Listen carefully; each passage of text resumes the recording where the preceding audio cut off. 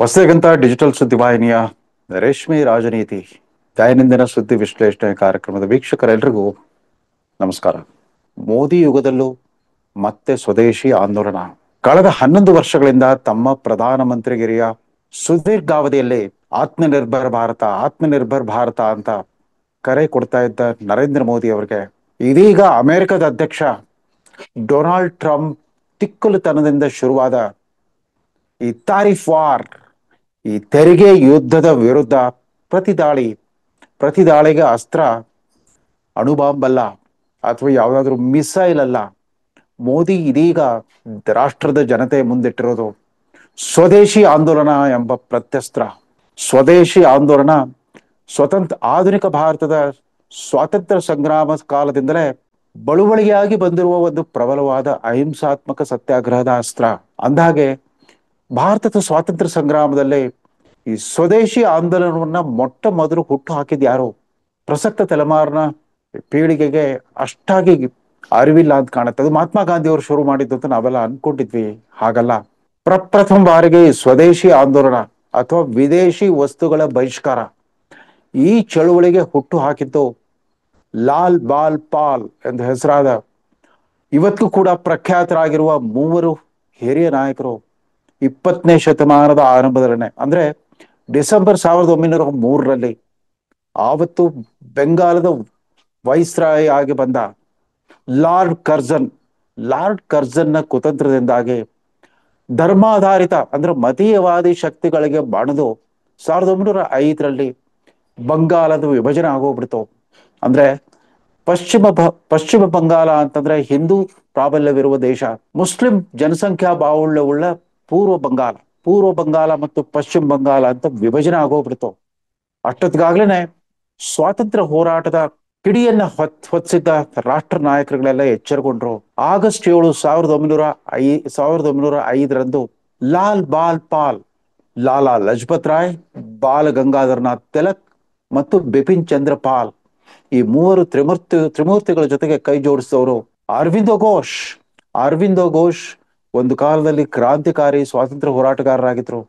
ಮುಂದೆ ಅವರು ಸನ್ಯಾಸಾಶ್ರಮವನ್ನು ಸ್ವೀಕರಿಸಿ ಪುದುಚೇರಿಯಲ್ಲಿ ಅರವಿಂದ್ ಆಶ್ರಮವನ್ನು ಸ್ಥಾಪಿಸಿದ್ದು ಬೇರೆ ಕಥೆಗೆ.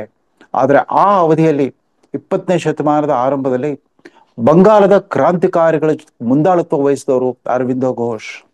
ಈ 4 ಹಿರಿಯ ನಾಯಕರುಗಳು ರಾಷ್ಟ್ರದ ಜನತೆಗೆ ಈ ಬ್ರಿಟಿಷರ ಈ ವಿಭಜಕ ರಾಜಕಾರಣದ ವಿರುದ್ಧ, ಒಡೆದಾಳುವ ರಾಜಕಾರಣದ ವಿರುದ್ಧ ಬಳಸಿದ ಅಸ್ತ್ರ ಅಂತಂದ್ರೆ ಸ್ವದೇಶಿ ಆಂದೋಲನ.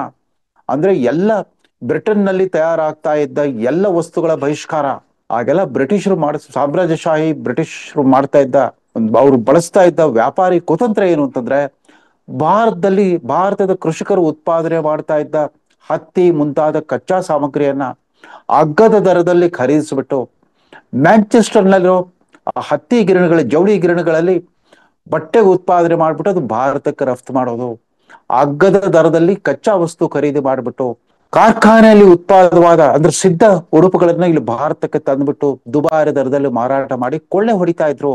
ಅದ್ರ ಜೊತೆಗೆ ತಮ್ಮ ಸಾಮ್ರಾಜ್ಯವನ್ನ ಇಲ್ಲಿ ಗಟ್ಟಿ ಮಾಡ್ಲಿಕ್ಕೆ ಒಡೆದಾಳುವ ನೀತಿಯನ್ನ ಶುರು ಮಾಡಿಬಿಟ್ರು. ಅದರ ಮೊಟ್ಟ ಮೊದಲ ಪ್ರಯೋಗವಾಗಿದ್ದು 1905ರಲ್ಲಿ ನಡೆದ ಬಂಗಾಲ್ ವಿಭಜನೆ, ಅದರ ವಂಗಭಂಗ ಚಳವಳಿ ಅಂತ ಶುರುವಾಯಿತು. ಈ ವಿಭಜನೆಯ ವಿರುದ್ಧ ಈ ನಾಯಕರುಗಳು ಬಳಸಿದ ಅಸ್ತ್ರ ಅಂತಂದ್ರೆ ಬ್ರಿಟಿಷ್ ವಸ್ತುಗಳನ್ನ ಬಹಿಷ್ಕರಿಸೋದು, ಆದಷ್ಟು ಸ್ವದೇಶದಲ್ಲಿ ತಯಾರಾದ ಉತ್ಪನ್ನಗಳನ್ನೇ ಬಳಸೋದು ಅಂತಂದ್ಬಿಟ್ಟು.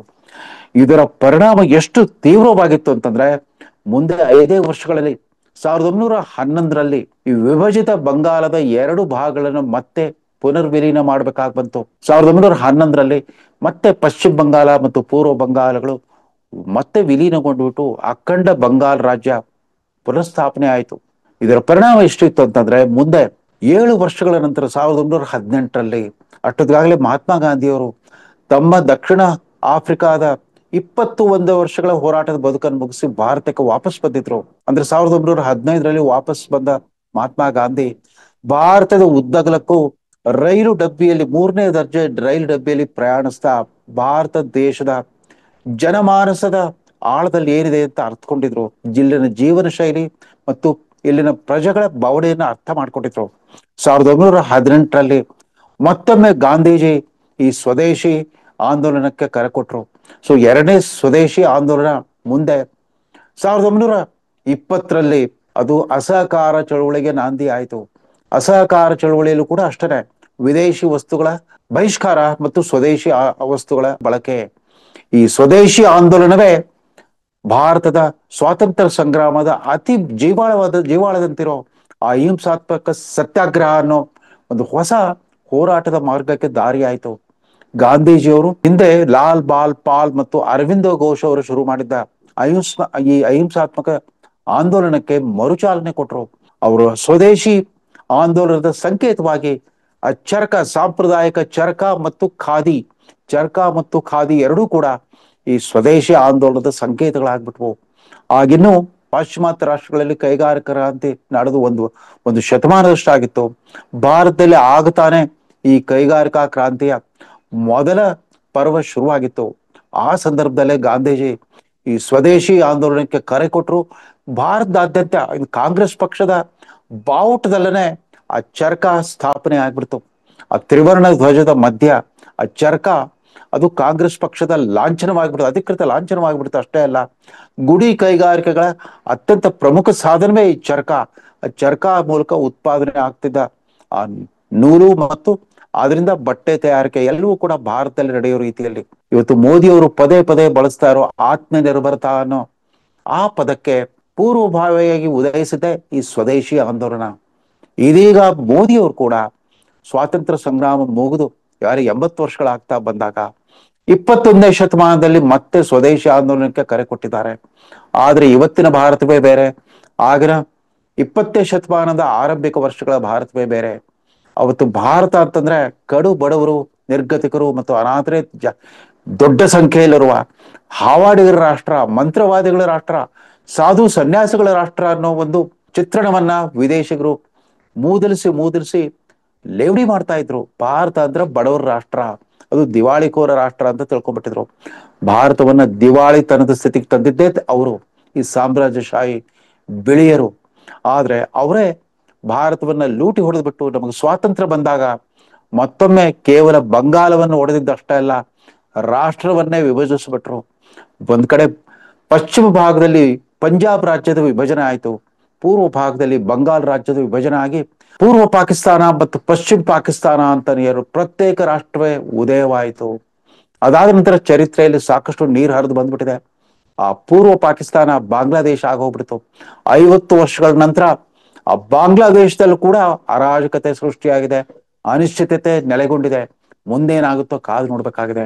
ಇದರ ಮಧ್ಯ ಭಾರತ ಪ್ರಪಂಚದ 4ನೇ ಅತ್ಯಂತ ಬಲಿಷ್ಠ ಆರ್ಥಿಕ ಶಕ್ತಿಯಾಗಿ ಹೊರಹೊಮ್ಮಿದೆ. ಭಾರತದ ಪ್ರಧಾನಮಂತ್ರಿ ನರೇಂದ್ರ ಮೋದಿ ಅವರು ತಮ್ಮ 11 ವರ್ಷಗಳ ಅಧಿಕಾರಾವಧಿಯ ಆರಂಭದಲ್ಲೇ ಬಹಳ ಹೆಮ್ಮೆಯಿಂದ ಹೇಳ್ಕೊಡ್ತಾ ಇದ್ದಾರೆ, ಭಾರತ ಇವತ್ತು ಜಪಾನ್ ಅನ್ನ ಹಿಮ್ಮೆಟ್ಟಿ 4ನೇ ಅತ್ಯಂತ ಪ್ರಬಲ ಆರ್ಥಿಕ ಶಕ್ತಿಯಾಗಿ ಹೊರಹೊಮ್ಮಿದೆ ಅಂತ. ಇದಕ್ಕೆ ಬುನಾದಿ ಹಾಕಿದವರು 1991ರಲ್ಲಿ ಕಾಂಗ್ರೆಸ್ ನೇತೃತ್ವದ ಮೈತ್ರಿ ಸರ್ಕಾರದ ಪ್ರಧಾನಮಂತ್ರಿ ಆಗಿದ್ದ PV ನರಸಿಂಹರಾವ್ ಮತ್ತು ಅತ್ಯಂತ ಆಕಸ್ಮಿಕ ರೀತಿಯಲ್ಲಿ ಅವರ ಆರ್ಥಿಕ ಸಚಿವರಾಗಿ ಹೊರಹೊಮ್ಮಿದ ವಿಶ್ವವಿಖ್ಯಾತ ಅರ್ಥಶಾಸ್ತ್ರಜ್ಞ ಡಾಕ್ಟರ್ ಮನಮೋಹನ್ ಸಿಂಗ್. ಜುಲೈ 24, 1991ರಂದು ತಮ್ಮ ಮೊಟ್ಟ ಮೊದಲ ಬಜೆಟ್ ನಲ್ಲಿ ಅನಾವರಣಗೊಳಿಸಿದ ಆ ಜಾಗತೀಕರಣ ಆಧಾರಿತ ಆರ್ಥಿಕ ನೀತಿ, ಅಂದ್ರೆ ಖಾಸಗೀಕರಣ, ಉದಾರೀಕರಣ ಮತ್ತು ಜಾಗತೀಕರಣ, ಈ ತ್ರಿವಳಿ ಸೂತ್ರಗಳನ್ನು ಆಧರಿಸಿದ ಆರ್ಥಿಕ ನೀತಿಯಿಂದಾಗಿ ಭಾರತದ ಒಟ್ಟಾರೆ ಸ್ವರೂಪವೇ ಬದಲಾಗ್ಬಿಡ್ತು. ಅದೊಂದು ಜ್ಞಾನಾಧಾರಿತ ಆರ್ಥಿಕ ವ್ಯವಸ್ಥೆ, ತಂತ್ರಜ್ಞಾನಾಧಾರಿತ ಆರ್ಥಿಕ ವ್ಯವಸ್ಥೆ. ಅದುವರೆಗೂ ಮೈಲಿಗೆಗೆ ಸಮಾಜವಾದಿ ಗುಂಗಿನಿಂದಾಗಿ ಮೈಲಿಗೆಗೆ ಗುರಿಯಾಗಿದ್ದ, ಅಸ್ಪೃಶ್ಯತೆಗೆ ಗುರಿಯಾಗಿದ್ದ ಖಾಸಗಿ ಉದ್ಯಮಶೀಲತೆ ಅದಕ್ಕೊಂದು ಅಧಿಕೃತತೆ ಸಿಕ್ತು. ಖಾಸಗಿ ವ್ಯಾಪಾರಿಗಳು ಮತ್ತು ಖಾಸಗಿ ಕೈಗಾರಿಕೋದ್ಯಮಿಗಳು ಎಲ್ಲರೂ ಕೂಡ ರಾಷ್ಟ್ರ ನಿರ್ಮಾಣದಲ್ಲಿ ಸಕ್ರಿಯವಾಗಿ ಪಾಲ್ಗೊಳ್ಳುವಾಗಾಯಿತು. ಸರ್ಕಾರಿ ಖಾಸಗಿ ಪಾಲುದಾರಿಕೆ, ಸಾರ್ವಜನಿಕ ಮತ್ತು ಖಾಸಗಿ ಪಾಲುದಾರಿಕೆ, ಪ್ರೈವೇಟ್ ಪಬ್ಲಿಕ್ ಪಾರ್ಟ್ನರ್ಶಿಪ್ ಅನ್ನೋ ಒಂದು ಹೊಸ ತತ್ವ ರಾಷ್ಟ್ರ ನಿರ್ಮಾಣದಲ್ಲಿ ಚಾಲ್ತಿಗೆ ಬಂತು. ಕರ್ನಾಟಕದಲ್ಲಿ ಕೂಡ ಅದಕ್ಕೆ ನಾಂದಿ ಹಾಡಿತು 1999ರಿಂದ 2004ರಲ್ಲಿ ಮುಖ್ಯಮಂತ್ರಿ ಆಗಿದ್ದ SM ಕೃಷ್ಣ. ಅವರಿಗೆ ಸಮೀಪದ ಪ್ರತಿಸ್ಪರ್ಧಿಗಳಾಗಿ ಉದಯಿಸಿತು ನೆರೆಯ ಆಂಧ್ರ ಪ್ರದೇಶದ ಮುಖ್ಯಮಂತ್ರಿ ಆಗಿದ್ದ ಚಂದ್ರಬಾಬು ನಾಯ್ಡು ಮತ್ತು ತದನಂತರ 2001ರಲ್ಲಿ ಇದ್ದಕ್ಕಿದ್ದಂತೆ ಗುಜರಾತ್ ಮುಖ್ಯಮಂತ್ರಿಯಾಗಿ ಅವತರಿಸಿದ ನರೇಂದ್ರ ಮೋದಿ. ಈ ಜಾಗತೀಕರಣದ ಆರ್ಥಿಕ ನೀತಿ ಭಾರತದಲ್ಲಿ ಅನುಷ್ಠಾನಗೊಂಡು 34 ವರ್ಷಗಳು ಕಳೆದಿವೆ. ಈ 34 ವರ್ಷಗಳಲ್ಲಿ ಭಾರತದ ವಿದ್ಯಾವಂತ ಮಧ್ಯಮ ವರ್ಗದ ಜನಸಂಖ್ಯೆ ದ್ವಿಗುಣಗೊಂಡಿದೆ. ಇವತ್ತು 1991ರಲ್ಲಿ 18 ಕೋಟಿ ಅಷ್ಟಿದ್ದು 2014ರಲ್ಲಿ ಮನಮೋಹನ್ ಸಿಂಗ್ ಪ್ರಧಾನಮಂತ್ರಿ ಪದವಿ ಬಿಟ್ಟಾಗ 36 ಕೋಟಿ ಆಗಿತ್ತು. ಅದು ಬಹುಶಃ ನರೇಂದ್ರ ಮೋದಿ ಕಾಲದಲ್ಲಿ 40 ಕೋಟಿ ದಾಟಿದೆ. 40-45 ಕೋಟಿ ವಿದ್ಯಾವಂತ ಮಧ್ಯಮ ವರ್ಗ ಅಂತಂದ್ರೆ ಅಂದ್ರೆ ಇವರೆಲ್ಲ ಸುಶಿಕ್ಷಿತರು, ಆಧುನಿಕ ವಿಜ್ಞಾನ ಮತ್ತು ತಂತ್ರಜ್ಞಾನವನ್ನ ಮೈಗೂಡಿಸಿಕೊಂಡ ಒಂದು ಹೊಸ ತಲೆಮಾರಿನ ಭಾರತೀಯರು. ಇವರು ಪ್ರಪಂಚದ ಅನೇಕ ಬಹುರಾಷ್ಟ್ರೀಯ ಕಂಪನಿಗಳ ಮುಖ್ಯಸ್ಥರು ಆಗಿ ಭಾರತದ ಧ್ವಜವನ್ನ ಆಕಾಶದೆತ್ತರಕ್ಕೆ ಏರಿಸಿದಂಥ ಪ್ರತಿಭಾಶಾಲಿಗಳು. ಇದರಿಂದಾಗಿ ಭಾರತ ಇವತ್ತು ಕೇವಲ ಹಾವಾಡಿಗರು, ಮಂತ್ರವಾದಿಗಳು ಮತ್ತು ಭಿಕ್ಷುಕರ ರಾಷ್ಟ್ರವಾಗಿಲ್ಲ.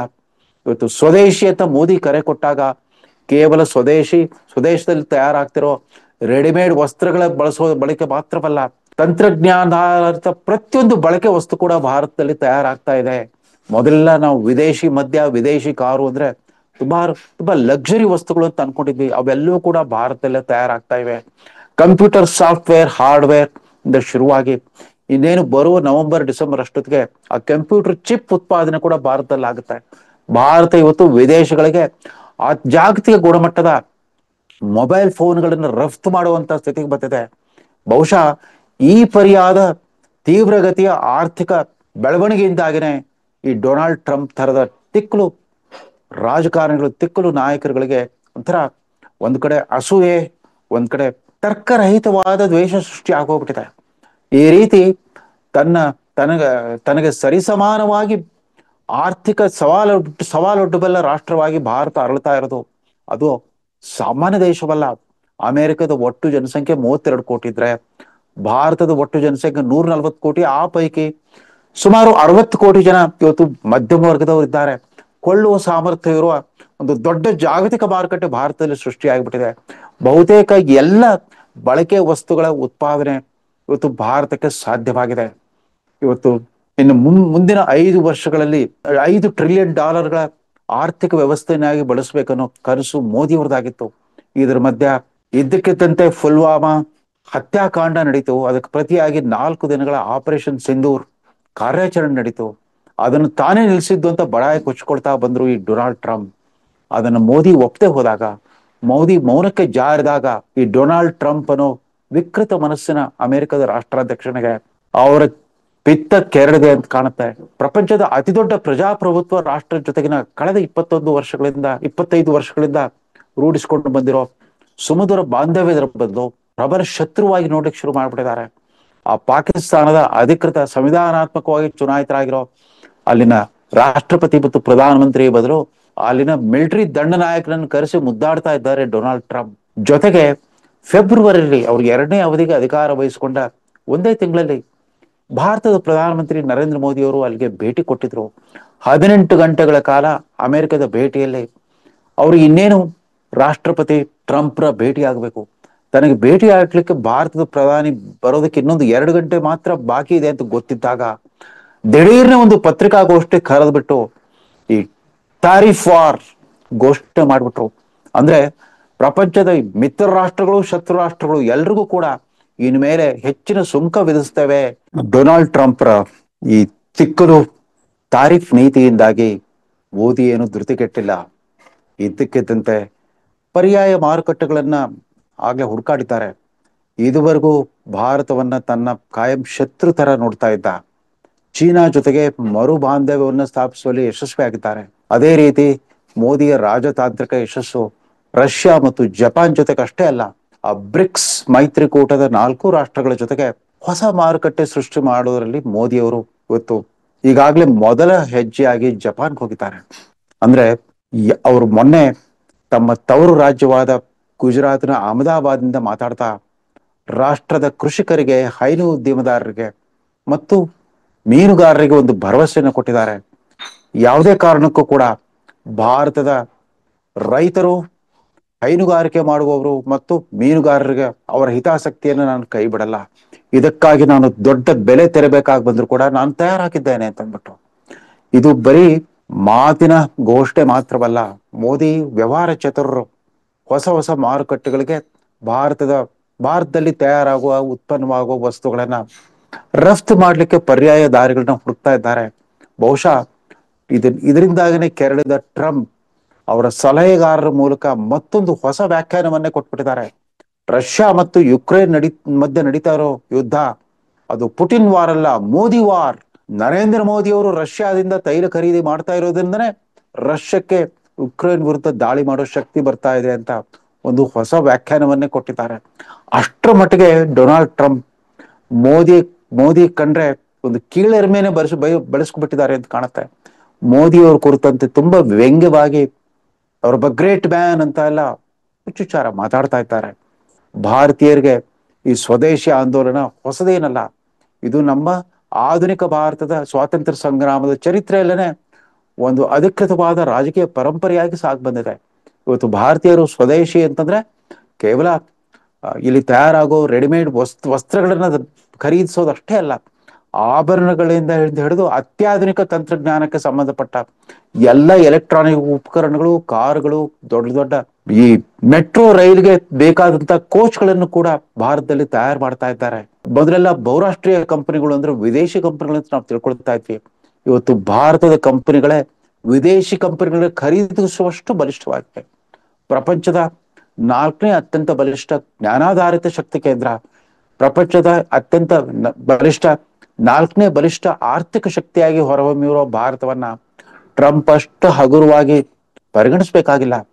ಮೋದಿಯವರ ಸ್ವದೇಶಿ ಆಂದೋಲನದ ಕರೆಗೆ ಖಂಡಿತವಾಗೂ ಭಾರತೀಯರು ಸ್ಪಂದಿಸ್ತಾರೆ. ಇಲ್ಲಿನ ವಿರೋಧ ಪಕ್ಷಗಳು ಕೂಡ ತಮ್ಮ ವ್ಯಕ್ತಿಗತವಾದ ವೈಮನಸ್ಸು ವಿರಸವನ್ನು ಬಿಟ್ಟುಕೊಟ್ಬಿಟ್ಟು ಈ ಸ್ವದೇಶಿ ಆಂದೋಲನದಲ್ಲಿ ಭಾರತ ಸರ್ಕಾರ ಜೊತೆಗೆ ಕೈ ಜೋಡಿಸೋದು ತಮ್ಮ ಪರಮ ಕರ್ತವ್ಯ ಅಂತ ಭಾವಿಸ್ಬೇಕು. ಯಾಕಂತಂದ್ರೆ ವಿವಿಧ ಕರ್ನಾಟಕವು ಸೇರಿದಂತೆ 7 ರಾಜ್ಯಗಳಲ್ಲಿ ಕಾಂಗ್ರೆಸ್ಸೇತರ ಸರ್ಕಾರಗಳಿವೆ. ಈ ರಾಜ್ಯ ಸರ್ಕಾರಗಳು ಕೂಡ ದೇಶದ ಆರ್ಥಿಕ ವ್ಯವಸ್ಥೆಗೆ ಎದುರಾಗಿರುವ ಈ ಸವಾಲನ್ನು ಮೆಟ್ ನಿಲ್ಲಕ್ಕೆ ಭಾರತ ಸರ್ಕಾರ ಜೊತೆಗೆ ಕೈ ಜೋಡಿಸ್ಲಿ. ಚುನಾವಣಾ ಕಣದಲ್ಲಿ ಬೇಕಾದನ್ನು ಮಾತಾಡ್ಲಿ, ಆದ್ರೆ ಆರ್ಥಿಕ ವಿಚಾರದಲ್ಲಿ ಆ ಟ್ರಂಪ್ ಹೇಳ್ದ ಅಂತಂದ್ಬಿಟ್ಟು ಪ್ರತಿಪಕ್ಷ ನಾಯಕ ರಾಹುಲ್ ಗಾಂಧಿ ಭಾರತದ ಆರ್ಥಿಕ ವ್ಯವಸ್ಥೆ ಸತ್ತೋಗ್ಬಿಟ್ಟಿದೆ, ಇಟ್ಸ್ ಎ ಡೆಡ್ ಎಕಾನಮಿ ಅಂತ ಉದ್ಗಾರ ಬೆಳೆದ್ಬಿಟ್ರು. ಇದ್ದಕ್ಕಿದ್ದಂತೆ ಅವ್ರಿಗೆ ಟ್ರಂಪ್ ಮೇಲೆ ಪ್ರೀತಿ ಬಂದ್ಬಿಟ್ಟಿದೆ. ಟ್ರಂಪ್ ಹೇಳಿದ್ದು ಸತ್ಯ, ಭಾರತದ ಆರ್ಥಿಕ ವ್ಯವಸ್ಥೆ ಸತ್ತೋಗಿದೆ ಅಂತ ಎಲ್ರಿಗೂ ಗೊತ್ತು. ಆದ್ರೆ ಇಬ್ಬರನ್ನು ಹೊರತುಪಡಿಸಿ ಪ್ರಧಾನಮಂತ್ರಿ ಮೋದಿ ಮತ್ತು ಆ ಹಣಕಾಸು ಮಂತ್ರಿ ನಿರ್ಮಲಾ ಸೀತಾರಾಮನ್ ಬಿಟ್ಟು ಉಳಿದವ್ರಿಗೆಲ್ರಿಗೂ ಗೊತ್ತಿದೆ ಸತ್ತೋಗ್ಬಿಟ್ಟಿದೆ ಅಂತಂದ್ಬಿಟ್ಟು. ರಾಹುಲ್ ಗಾಂಧಿಯ ಈ ಅಪಸ್ವರಕ್ಕೆ, ಈ ಅಪಶಕುನದ ಮಾತುಗಳಿಗೆ ಭಾರತದ ಇವತ್ತಿನ ನವತಲೆಮಾರಿನ ಉದ್ಯಮದಾರರೇ ಉತ್ತರ ಕೊಡ್ಬೇಕಾಗಿದೆ. ಹೊಸ ತಲೆಮಾರಿನ ಆ ಯುವಕ ಕೈಗಾರಿಕೋದ್ಯಮಿಗಳೆಲ್ಲರೂ ಕೂಡ ಉತ್ತರ ಕೊಡ್ಬೇಕಾಗಿದೆ. ನಮ್ಮ ಶಕ್ತಿ ಸಾಮರ್ಥ್ಯ ಏನು ಅಂತಂದ್ಬಿಟ್ಟು ಅಮೆರಿಕದ ಬ್ಲ್ಯಾಕ್ ಮೇಲ್ಗೆ ನಾವು ಮಣಿಯದೇನೆ ಈ ಸ್ವದೇಶಿ ಆಂದೋಲನಕ್ಕೆ ಸಹಕರಿಸಬೇಕಾಗಿದೆ ಅಂತ ಹೇಳ್ತಾ ಈ ಸಂಚಿಕೆಯನ್ನು ಮುಗಿಸ್ತಾ ಇದ್ದೇನೆ. ನಮಸ್ಕಾರ.